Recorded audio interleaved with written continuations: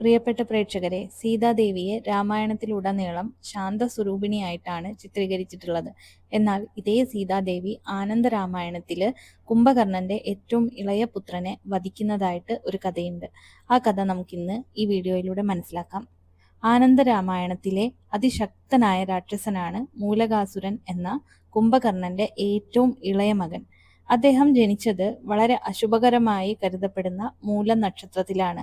അന്ന് അസുരന്മാരുടെ ഇടയിൽ ഒരു കഥയുണ്ട്. അതായത് മൂലം നക്ഷത്രത്തിൽ ജനിച്ചു കഴിഞ്ഞാൽ അത് രാക്ഷസ വംശത്തിന് നാശം വരുത്തുന്നവരായിരിക്കും അങ്ങനെ മൂലം നക്ഷത്രത്തിൽ ജനിക്കുന്ന കുട്ടികളെന്ന്.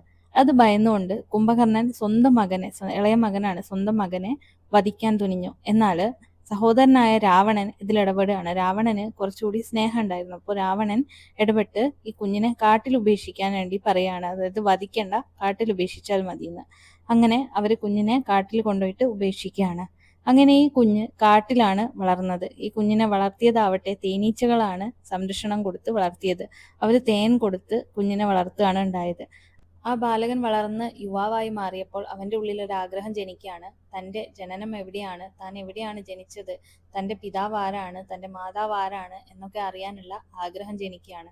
അങ്ങനെ അവൻ തന്റെ ഉൽപ്പത്തിയും തെരഞ്ഞു പോയി കഴിഞ്ഞപ്പോൾ അവന് മനസ്സിലാവാണ് താൻ രാവണന്റെ കൊട്ടാരത്തില് ജനിച്ച ഒരു കുട്ടിയാണ്, തന്റെ പിതാവ് കുംഭകർണനാണ് എന്നൊക്കെ മനസ്സിലാവുകയാണ്. അതിശക്തനായ കുംഭകർണനാണ് തന്റെ പിതാവെന്നും തന്റെ പിതൃ സഹോദരൻ എന്ന് പറഞ്ഞാൽ രാക്ഷസ രാജാവായ രാവണനാണ്, അതിശക്തനായ രാവണനാണ് തന്റെ പിതൃ സഹോദരൻ എന്നൊക്കെ അറിഞ്ഞ മൂലകാസുരൻ പിന്നീട് ഒന്നും നോക്കാതെ പെട്ടെന്ന് കൊട്ടാരത്തിലേക്ക് ചെല്ലുകയാണ്. ലങ്കയിലെ തന്റെ കൊട്ടാരത്തിലേക്ക് ചെല്ലുകയാണ്. അപ്പൊ കൊട്ടാരത്തിൽ എത്തിക്കഴിഞ്ഞപ്പോഴാണ് മനസ്സിലായത് വിഭീഷണൻ, പിതൃ സഹോദരനായിട്ടുള്ള വിഭീഷണനാണ് രാജ്യം ഭരിക്കുന്നത്. തന്റെ പിതാവിനെയും പിതൃ സഹോദരനായ രാവണനെയും വധിച്ചത് നോക്കി നിന്ന വിഭീഷണനാണ് ഇപ്പൊ രാജ്യം ഭരിക്കുന്നതെന്ന് മനസ്സിലാക്കിയ മൂലകാസുരൻ വിഭീഷണനെ സിംഹാസനത്തിൽ നിന്ന് പുറത്താക്കുകയാണ്. യുദ്ധം ചെയ്ത് പുറത്താക്കി. അപ്പൊ വിഭീഷണൻ നിസ്സഹായനായിട്ട് ആ സമയം നിൽക്കുകയാണ്. അങ്ങനെ വിഭീഷണൻ നേരെ അയോധ്യയിലേക്ക് വെച്ച് പിടിക്കുകയാണ് ലങ്കയിൽ നിന്ന്. അങ്ങനെ ദിവസങ്ങളെടുത്ത് അയോധ്യയിൽ എത്തിച്ചേർന്ന് ശ്രീരാമനോട് കാര്യം ധരിപ്പിക്കുകയാണ്. അപ്പൊ ശ്രീരാമൻ കാര്യം കേട്ടപ്പോൾ തന്നെ ശ്രീരാമന് മനസ്സിലായി അവന് ബ്രഹ്മാവിന്റെ ഒരു വരമുണ്ടെന്ന്. അതായത് ബ്രഹ്മദേവനെ ഒരുപാട് വർഷം തപസ് ചെയ്ത് ഈ മൂലകാസുരൻ ഒരു വരം നേടിയെടുത്തിട്ടുണ്ട്.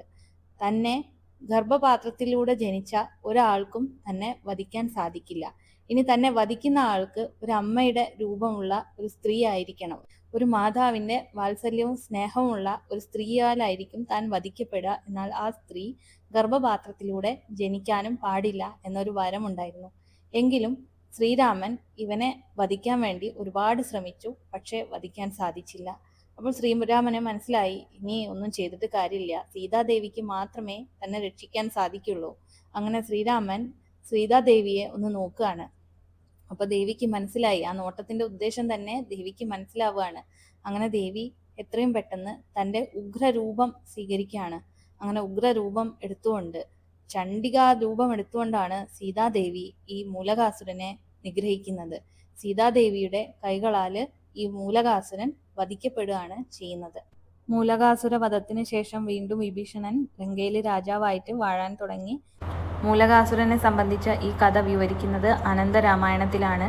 സീതാദേവിയുടെ ഈ രൗദ്രരൂപം പ്രതിപാദിക്കുന്നതും ഈ ആനന്ദ രാമായണത്തിലാണ്. എല്ലാവർക്കും ഈ കഥ ഇഷ്ടപ്പെട്ടു എന്ന് കരുതുന്നു. നന്ദി.